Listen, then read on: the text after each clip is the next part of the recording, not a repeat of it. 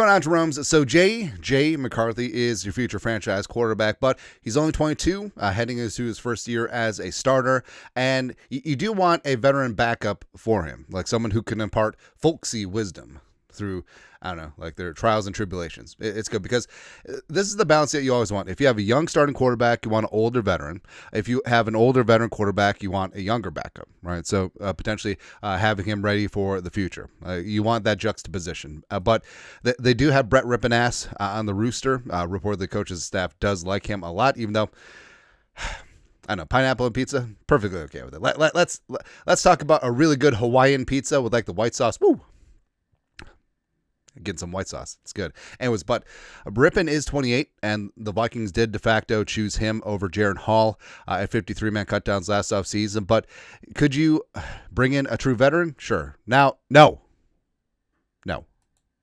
Anyways, a couple veteran names are on the market. Jumpin' Joe Flacco, 2008 first-round pick, Super Bowl champions with the Baltimore Ravens, and then Tannehill.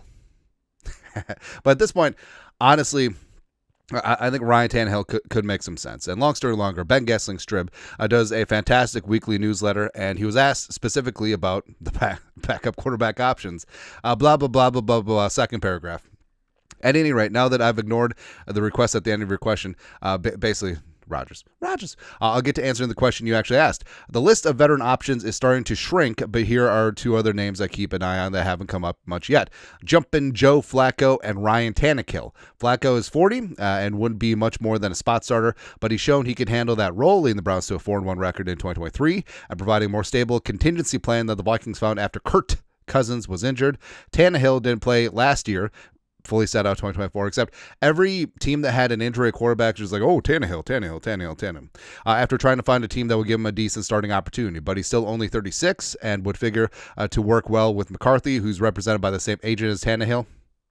That connection could lead to an opportunity for him in Minnesota. And starting with Flacco, so we had to truncate his career stats just to make it fit on the graphic. But of course, 2008 first-round pick by the Ravens, won a Super Bowl with them, went on a great run.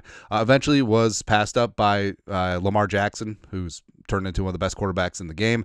Bounced around, Broncos, Jets, Cleveland 2023, winning comeback player of the year, getting the AP voters mad because he beat out DeMar and all that stuff. And then last year, he ended up spot starting because of Anthony Richardson was just bad, right? And also, the fact that they lost Minshew, who they had the year before. So either way, but Flacco, is it going to move the needle for you? But can he serviceably run an offense? Sure. He certainly could do that. And also, Flacco has been there, done that, got the t-shirt. He's noted to work well with some of the younger quarterbacks. Like he's not one of those, I used to be a star, I won a Super Bowl, because I think that he's fully embraced his roles. Like, hey, I'm going to get paid a couple $1 million to sit.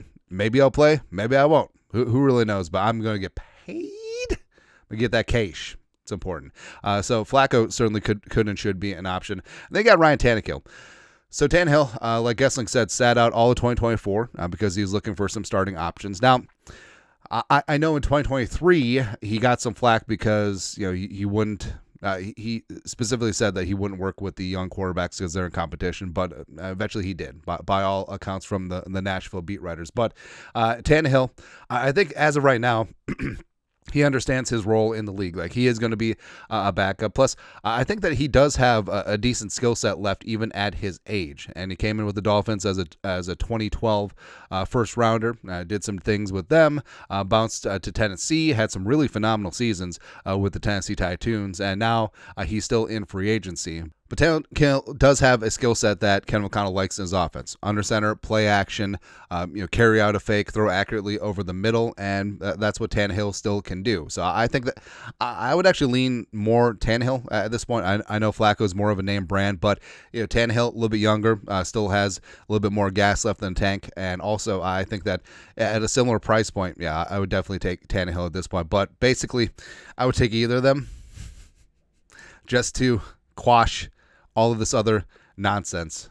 But Of course, we know that JJ McCarthy is number one, but as evidenced by last season, Kevin O'Connell likes a lot of brain power in that quarterback room, and I do think that Flacco and or Tannehill would do great things with JJ McCarthy as well as Brett ripping ass.